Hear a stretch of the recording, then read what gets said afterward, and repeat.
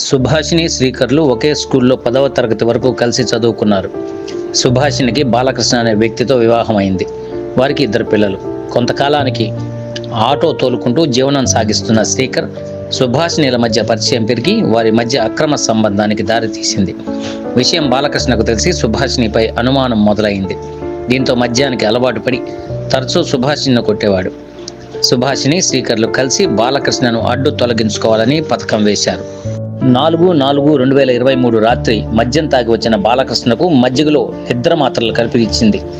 బాలకృష్ణ మజ్జిగ తాగి మత్తులో ఉండగా తన ప్రియుడైన శ్రీకర్ను పిలుచుకొని బాలకృష్ణకు ఊపిరి ఆడకుండా గుడ్డతో ముఖంపై గట్టిగా ఒత్తగా శ్రీకర్ ప్లాస్టిక్ తాడుతో మెడను బిగించి చంపేశారు.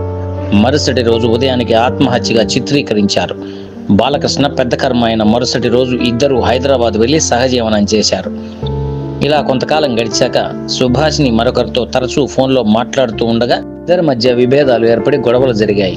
సుభాషిని శ్రీకర్ని వదిలి ఒక్కతే రాచర్ల వచ్చింది. తరువాత తన పిల్లలను తీసుకుని గిద్దలూరు టౌన్లో ఒక ఫ్యాషన్ షాప్లో పనిచేస్తూ జీవనం కొనసాగిస్తూ ఉంది. కొందరు పెద్దలు ఇక సుభాషిని జోలికి రావద్దని శ్రీకర్కి చెప్పొచ్చారు. శ్రీకర్ సుభాషినితో మాట్లాడాలని ఎంత ప్రయత్నించినా కుదరలేదు. ఆమె మరొకరితో అక్రమ సంబంధం పెట్టుకుందన్న అనుమానంతో సుభాషిని హత్య చేశాడు.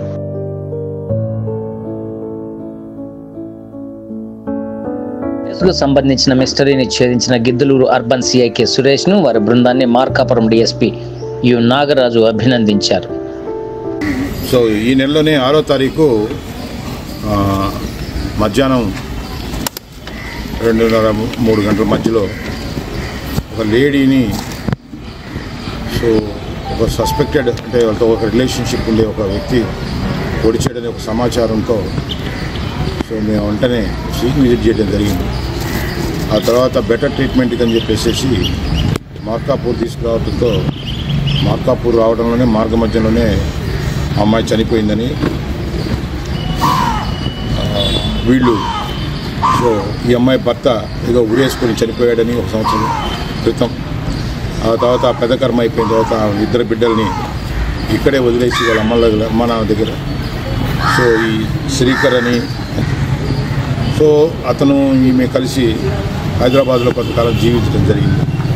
మరలా కూడా అక్కడ ఒకరి క్యారెక్టర్ మీద ఒకరికి అనుమానం వచ్చి ఎవరి పాటికి వాళ్ళు రాచర్లకి ఈ గిద్దలూరుకి వచ్చి గిద్దలూరులో ఈ మీద ఒక క్లాస్ షాప్లో పనిచేసుకోవటం, అతనేదో మళ్ళీ పనిచేసుకునేటప్పుడు మళ్ళీ ఈ అమ్మాయితోటే సో ఆ రిలేషన్స్కి రీసెంట్ రిలేషన్కి ట్రై చేస్తే అది మళ్ళీ ఇష్యూ అయ్యి మళ్ళీ పెద్దల సమక్షంలో పెట్టుకొని ఒకరికో జోలికి ఒకరు పోవద్దని చెప్పేసి ఒక తీర్మానం కూడా చేసుకోవడం జరిగింది. ఇవన్నీ కూడా అతిక్రమించి సో నాకు దక్కని మనిషి సో మళ్ళీ వేరే వాడితో ఇంకొకటితో అనే ఒక క్యారెక్టర్ని అనుమానించి సో అమ్మాయిని చంపేయాలి, ఈ అమ్మాయి ఇంకెవరికి దక్కకూడదు, నాకు దూరం అయిపోతుంది అనే దురుద్దేశం పెట్టుకొని కత్తి తీసుకొని వచ్చి ఆ అమ్మాయి గొంతు కోసేసి అట్లాగే గుండెల్లో పొడిచి వెనక కూడా పొడిచి సో ఆ అమ్మాయిని హతమార్చడం జరిగింది. తర్వాత ఈ కేసులో భాగంగా మేము దర్యాప్తు చేసేటప్పుడు సో ఏమీ జరిగి ఉంటుందనే కేసులో దర్యాప్తులో భాగంగా దర్యాప్తు చేసేటప్పుడు ఈ అమ్మాయి భర్త కూడా సుమారు 4/4 అంటే ఏప్రిల్ 4వ తారీఖు 23వ సంవత్సరంలో ఇతను కూడా ఉరేసుకొని చనిపోయినట్టుగా ఆ కేసు పోలీసు వాళ్ళకి రిపోర్ట్ చేయకుండా దాన్ని దాచినట్టుగా నాకు ఇన్వెస్టిగేషన్లో తెలియవచ్చింది. మళ్ళీ ఆ కేసుని మేము తిరగతోడి అతను ఎలా చనిపోయాడు ఏందనే దాని మీద కొంచెం లోతైన ఇన్వెస్టిగేషన్ చేస్తే మనకు తెలిసిన షాకింగ్ విషయాలు ఏంటంటే యాక్చువల్లీ వీళ్ళిద్దరూ హైదరాబాద్కి వెళ్ళిపోయిన తర్వాత కూడా వీళ్ళిద్దరి మధ్య పొరపచ్చాలు వచ్చి మళ్ళా అదే ఎవరైతే భర్తని ప్రియుడితో కలిసి చంపేసిందో అదే ప్రియుడి చేతిలో మళ్ళీ రీసెంట్గా మన 6వ తారీఖున అమ్మాయి హతమైపోయింది. బిడ్డలు అనాథలైపోయారు. ఈ కేసులో మనకు తెలిసే ఒక కోణం మీరు ఒకసారి సూక్ష్మంగా మీరు ఆలోచిస్తే ఇది కూడా చిన్నప్పుడు ప్రేమ స్కూల్లో పుట్టింది, ఎవరి పాటికి వాళ్ళు వెళ్ళిపోయారు. తర్వాత ఈ అమ్మాయి జీవితాన్ని సహజంగా నడుపుకుంటూ ఉంది. తర్వాత ఇతను ఆటోలో వచ్చి ఒక ఆటో డ్రైవర్గా వీళ్ళకి మళ్ళీ ఈ అమ్మాయికి గిద్దలూరులో పరిచయం అవ్వడం జరిగింది. సో వాళ్ళ పాత పరిచయంతో అక్వైంట్ అయ్యేది అక్రమ సంబంధానికి దారితీసింది. అక్రమ సంబంధానికి దారి తీసిన తర్వాత వాళ్ళ మధ్యలో ఒక క్రైమ్ పుట్టింది.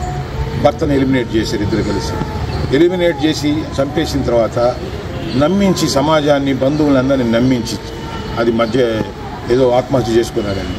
మళ్ళీ వీళ్ళిద్దరూ కూడా కలిసి జీవితాన్ని కొనసాగించడానికి తల్లి ఒక తల్లితనాన్ని వదిలేసేసి బిడ్డలిద్దరిని కూడా వాళ్ళ అమ్మ నాన్న దగ్గర పెట్టి వీళ్ళు చెలో హైదరాబాద్ వెళ్ళిపోయి అక్కడేదో వాళ్ళ కొత్త జీవితం, ఒక ఆనందకరమైన జీవితం హత్య చేసి బిడ్డలను వదిలేసి వాళ్ళు బతకాలని ఒక ప్రయత్నం చేస్తే, ఎక్కడైతే ప్రియుడిని నమ్మి భర్తను చంపేసిన ఒక ఆడ మనిషి మీద ఆ ప్రియుడికైనా కానీ అనుమానం ఉంటుంది. అక్కడ అనుమానాలకు గురయ్యి ఆ అనుమానాలతోటి మళ్ళీ అక్కడ విడిపోయి మళ్ళీ ఎవరి పాటికి వాళ్ళు ఉంటే మళ్ళీ ఒకరి మీద నా చేత హత్య చేయించింది, నమ్మి నేను హత్య చేస్తే నాతో కలిసి జీవించట్లేదని మళ్ళీ వీడికి కోపం రావడం జరిగింది. మళ్ళీ ఆ అమ్మాయి ఏదో తప్పు చేస్తుంది అని ఒక అనుమానంతో ఇంత జీవితం సాగిన తర్వాత, తప్పులతోనే జీవితం సాగిన తర్వాత లాస్ట్కి ఆ అమ్మాయిని కూడా హతం చేసేసి ఇప్పుడు వీడు 2 హత్యల్లో వీడు ఒక ఆడపిల్లని ప్రేమ అనే పేరుతోటి 2 హత్యలు వీడు చేశాడు. లేకపోతే భర్త ఉండగా ప్రేమికుడు అనే పేరుతో ఆమె ఒక హత్య చేయబడింది. ఇది నిజంగా కూడా ఈ కేసు చాలామందికి ఒక క్రమశిక్షణ, జీవితంలో ఒక బాధ్యత, ఒక ఇది లేకపోతే జీవితాలు 24 ఏళ్లకే ఎలా ముగిసిపోయిందనే దానికి ఈ కేసు ఒక ఎగ్జాంపుల్గా ఉంటుంది నిజంగా.